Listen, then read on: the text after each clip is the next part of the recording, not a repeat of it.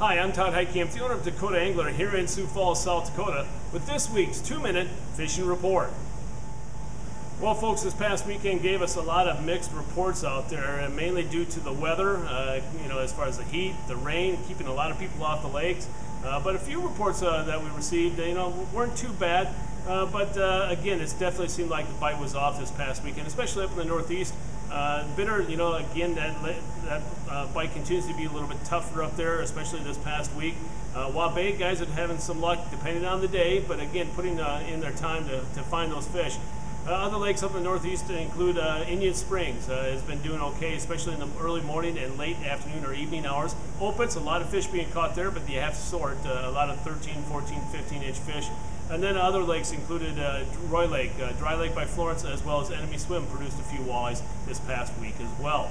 Down the southeastern part of the state, the bite continues to be a little bit better down here, but even there it seems to be tapered off a little bit. But Albert seems to be picking back up, as well as Whitewood, and then also Ponset, Oakwood, as well as Dry Lake by Willow Lake. Thompson, the bite has definitely dropped off there.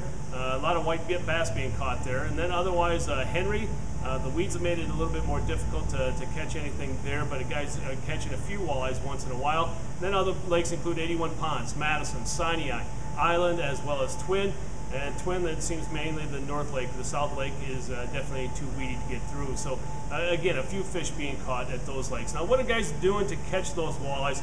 A lot of guys now are getting into those midsummer tactics, meaning pulling plugs. That seems to be doing quite well for some of the deeper fish. Other guys are using bottom bouncers with spinners, whether or not you're using a 1-hook or a 2-hook crawler harness, using minnows, leeches, or crawlers, but it definitely seems like a crawler leech bite again this past week.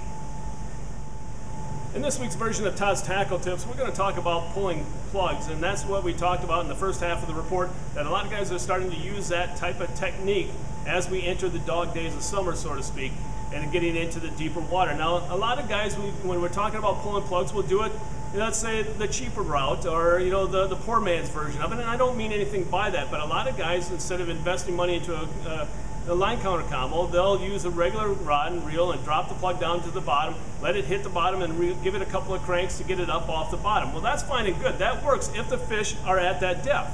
But what about if your depth finders are telling you that those fish are 5 to 10 feet above the bottom? How do you get that plug at that depth if you're using that type of technique? It's very difficult to be consistent time and time again. The way that you can build in that consistency is by using a line counter reel. And that way you can use the dive charts along with the plugs that you're using to tell you exactly how much line you need to let out to get at that depth that your electronics are telling you where the fish are at. So you can see when you're talking about pulling plugs, it can be a little bit of science involved, but still you will be able to find exactly what depth those fish are at and put that plug right in the strike zone time and time again. So if you're going to pull plugs, the way to do it consistently and effectively is to invest in a line counter. Now it's time to take a look at a few photos that you sent in to me this past week.